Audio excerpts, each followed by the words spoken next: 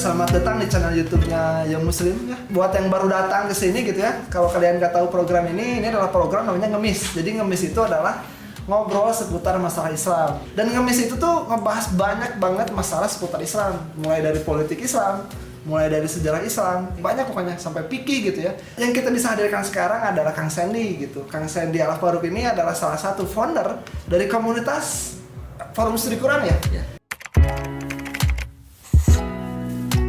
Tadi pertanyaan pertama, kenapa namanya Sandy Al-Faruq?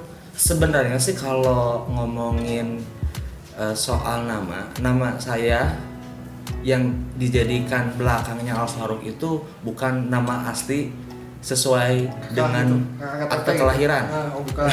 Atau KTP. Itu nama panggung apa gimana? Nama panggung gitu. Boleh dibilang kayak gitu, cuman kalau saya kan nama artinya sebenarnya tuh Sandy Septiansyah. Ya, Lahir di bulan September, berarti kan kedengarannya Septiansyah. Nama Sandy Al-Faruq itu memang terinspirasi dari salah satu sahabat Rasulullah Muhammad SAW, yaitu Umar bin Khattab radhiyallahu an. Kenapa Sandy Al-Faruq? Saya tuh kepengen, harapan saya sekarang lagi ngebangun komunitas dengan menggandeng nama Al-Faruq itu, harapan saya mudah-mudahan dengan nama Al-Faruq ini yang menjadikan saya itu bisa memberikan kontribusi kepada Islam untuk sama-sama melanjutkan apa yang menjadi pekerjaan Rasulullah dan para sahabat, yaitu memisahkan antara hak dan batil. Kegiatan sehari-hari sebelum hijrah nih ya. Sebelum hijrah. Mungkin sebelum hijrah, terus sekarang setelah hijrah. Setelah hijrah gitu. Ngapain? Oke.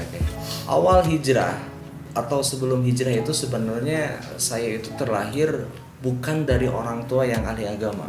Cuman saat itu ketika saya duduk di bangku SMA usia berapa tahun, kalau satu SMA sekarang mungkin beda ya.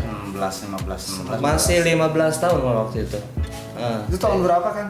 Tahun 2005. 2005, saya masih bocil dulu. 2005 berarti usia 15 tahun. Kalau anak-anak muda sekarang itu kan dimana media itu dihadapkan dengan generasi TikTok gitu ya. TikTok, Instagram. Tuh kan gitu kan di kasar belen bukan nanti itu. Tapi di usia 15 tahun itu qadarullah memang yang menjadi asbab saya bisa berhijrah. Ada salah seorang saudara saya yang memang dia itu rutin di rumahnya itu sering adain kajian rumah gitu. Maksudnya adalah ngaji diri. Urang teh di mana, urang teh ada naon di dunia. Geus di dunia ada kemana, terus kudu kumaha. Cek Sunda nama juga gitu. 2014 terangkul lagi sama temen, dan waktu 2005 sampai 2007 itu emang banyak teman baru. Banyak teman yang bisa saling ngedukung, saling nasihatin dalam kebenaran. Terus dia ngasih tips juga biar sabar. Itu udah mulai ada di dalam circle pertemanan yang mengkondisikan iman saya bisa terus grow up, bisa terus naik gitu. Cuman memang dirinya ini yang masih banyak dosa, belum bisa menjaga iman.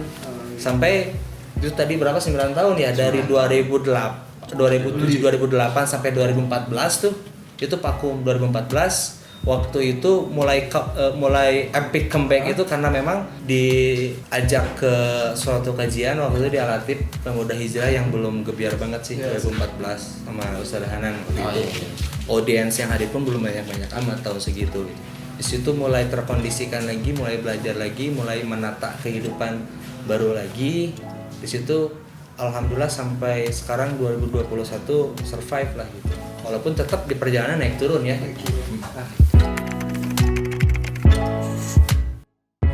Mungkin selagi belajar memperbaiki diri juga. Terus strategi Kang Sandy ketika dulu juga saya pernah diajak sama orang lain untuk hijrah. Terus strategi Kang Sandy untuk mengajak orang balik ngebuat gebrakan apa tuh ketika dari 2014 sampai sekarang 2021?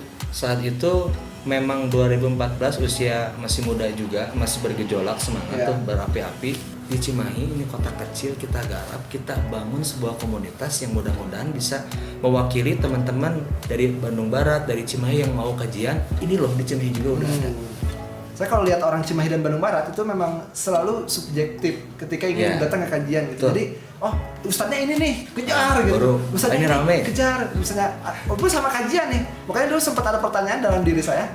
Ini ada kajian di Cimahi, terus ini ada kajian juga di Bandung lah. Kenapa yang di Cimahi sepi, di Bandung rame? Oh ternyata masih banyak yang menganggap sosok lah gitu ya, subjektif. Tapi itu juga sangat ngaruh sih. Menurut saya itu ngaruh banget. Ya untuk awalan mungkin tidak apa-apa karena stimulus lah. Stimulus. Jadi memang untuk motivasi dan apa yang dilakukan oleh FSK mungkin menyamai strategi apa yang dilakukan oleh SIP, cuman dengan metode yang berbeda.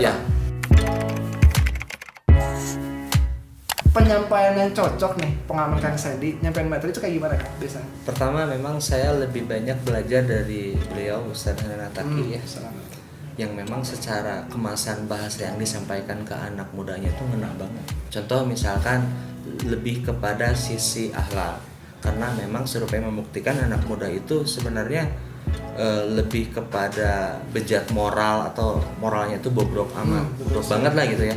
Jadi lebih kepada bagian akhlak, walaupun tetap sisi ketauhidullahannya, marifatullah itu memang dalam materi yang saya racik itu memang disampaikan. Cuman pengemasan bahasa atau retorika memang harus lebih ngena sesuai dengan dunia mereka di usia 15 tahun, 16 tahun, 17 tahun.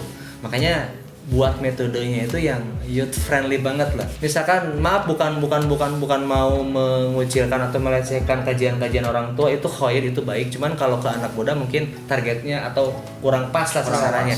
Misalkan kita menghadiri kajiannya yang pengisinya itu orang tua ngebahas sakaratul maut, kan mungkin agak kalau anak muda kan fobia secara umur kan mesti jauh kan, nggak salah juga sih ngetin itu kan. Terus kemudian secara pendekatan pun penting, pendekatan secara emosional, bagaimana sih dunianya mereka tuh, apa sih yang mereka pikirkan kan gitu. Makanya bikin metode, kalau sekarang komunitas yang lagi dibangun juga saya dan FSK bikin Kopi Fight, dimana komunitas itu mengenalkan kita itu nongkrong, kita itu ngopi, tapi apa yang kita bicarakan itu tentang kebesaran Allah, kemuliaan Islam.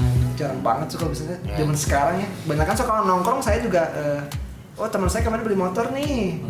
Mama saya udah umroh nih paling gitu.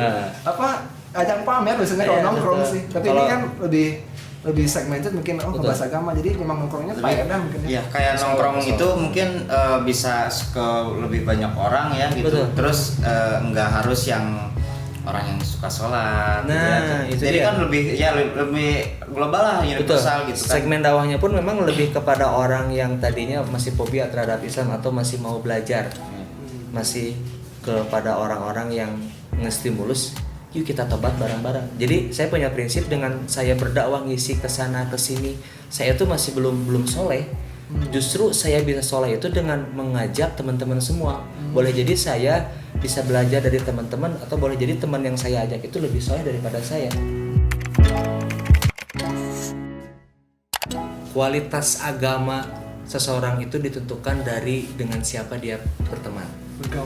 Bergaul juga, karena itu yang nantinya akan menentukan perbuatan kita sehari-hari. Apa yang kita lakukan sehari-harinya itu lihat dengan siapa kita bergaul. Kalau kita sama orang yang memang banyaknya itu rebahan, ya seperti itu juga lah kualitas kita gitu. Berarti hal yang paling harus kita jaga mah dari kegiatan sehari-hari harus dekat terus sama Al-Quran, pertemanan gitu ya. Terus kita harus dekat sama Al-Quran gitu. Bukan berarti kita selektif pilih-pilih teman aja, tapi kita harus selektif dalam memilih teman gitu. Tapi kalau misalkan kita sudah dirasa bisa kuat gitu ya, kita bisa ya jalan yang tadi gitu, bisa buat komunitas atau apa gitu untuk mengajak lah, atau syiar lah, dakwah lah gitu ya. Sampai ketemu di video selanjutnya. Assalamualaikum warahmatullahi wabarakatuh.